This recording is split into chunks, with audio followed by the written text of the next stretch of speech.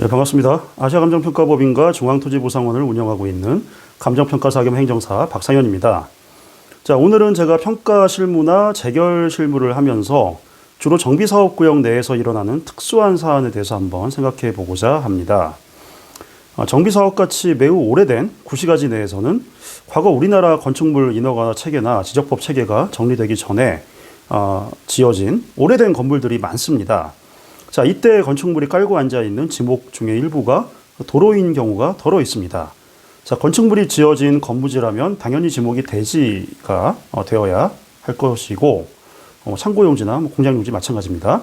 자, 건부지의 지목이 도로라면은 애초에 건축 허가가 나지 않았거나 건축물이 다 지어진 이후에는 용도 폐지가 되면서 지목이 대지로 변경되어야 함에도 불구하고 과거에는 행정력이 이러한 사안을 다 처리하기에는 미흡했기에 현재까지 쭉 이어져 오다가 정비사업 등에 편입이 되어서 종전자산이나 현금청산 평가 대상이 될 때 과연 지목대로 도로로 평가를 해야 되는지 아니면은 현황대로 대지로 평가를 해야 되는지 이슈가 될 수가 있습니다.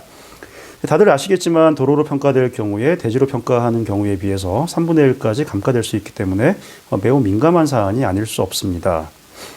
자, 관계 법령을 먼저 보겠습니다. 토지보상평가지침 제5조에 의하면은 보상평가의 원칙 중에 하나로서 현실적인 이용 상황을 기준으로 평가할 것을 규정하고 있습니다.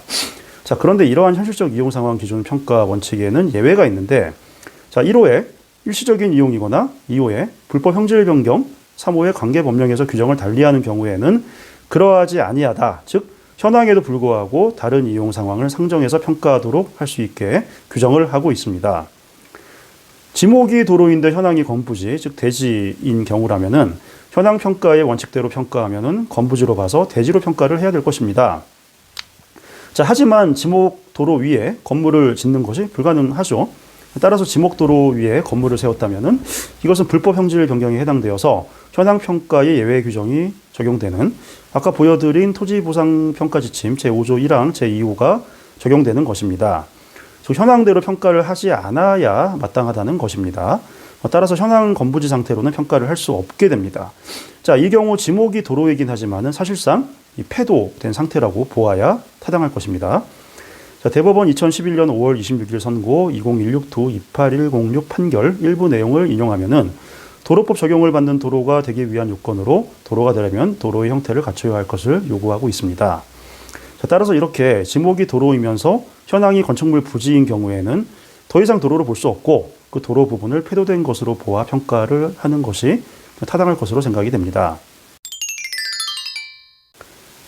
폐도의 경우에 현황 잡종지 상태로 보아 정상적인 대지 가격보다는 다소 감가해서 평가하는 게 일반적입니다.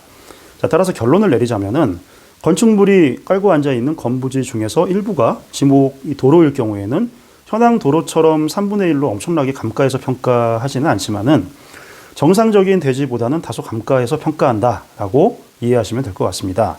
자, 만약 건축물 건부지 부분이 지목 도로라는 이유로 3분의 1로 감가해서 평가가 된 경우라면은 저희 중앙토지보상원으로 연락 주셔서 정확한 분석을 받아보시기 바랍니다. 자, 이상 감정평가사 겸 행정사 박상현이었습니다. 감사합니다.